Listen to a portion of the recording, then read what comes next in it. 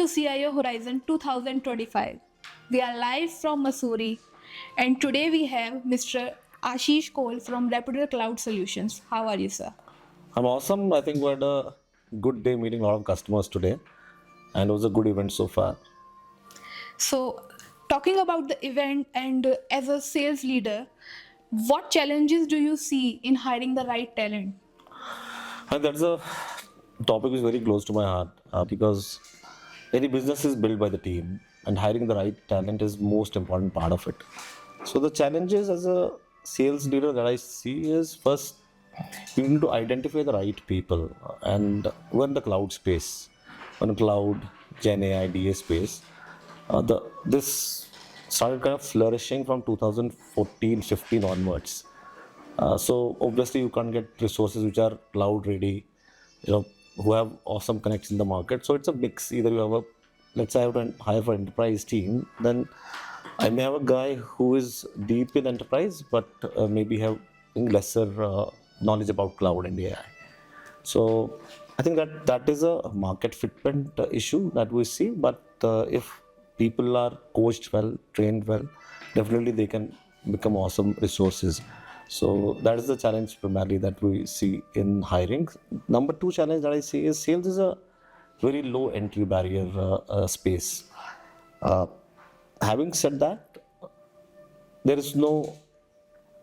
If I have to hire somebody for a development role, I give him program, you give me the do the coding, and I can test you. There is no such. So meet a candidate for 30 to 60 days, 30 to 60, 30 to 60 minutes generally. In 60 minutes, gauging deep in a sales role is not an easy task.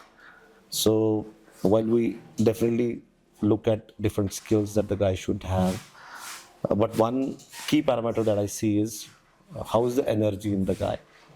Energy is super important in sales. Apart from energy, one more thing that I see is the question that I ask every hire. I would have interviewed more than 800 people in last 8 years at Rapyder. Is do you have a compelling story? If you have a story which makes me have goosebumps, then I think he is the guy. If you don't have a goosebump story, you're in sales. I think sales is the toughest profession. So if you don't have such stories, then possibly he's not the right guy. So these are some cues how you can evaluate right guys as well. So, talking about the right talent, as you have said, what are the gaps you see in the sales talent which, if addressed, can improve results in the long run?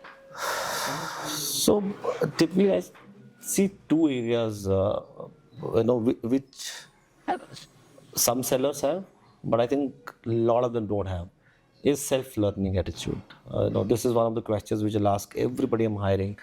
What was the last time you invested from your pocket in your learning? So most of the times I'll get answer is no. So if self-learning is built in sales profession, I think it can become a game changer. The number two trait is research. If a seller is researching well about the customer, he knows what is his customer's business, what is customer's business, then I think he can ask relevant questions, he can add relevant value, and he can give the relevant solution. I think these two areas, if sellers work on, you can definitely improve your performance. And a lot of times people believe that sales profession uh, uh, you should be speaking more, you should be talking more. Right. But what I believe is when you are in sales meeting, you should speak 30%, customer should speak 70% of the time. Because if you listen more, you'll be able to process more, understand more, and ask more relevant questions. So that's my take on this. Thank you so much, sir, for sharing your insights on this. Thank you, Ashwarya.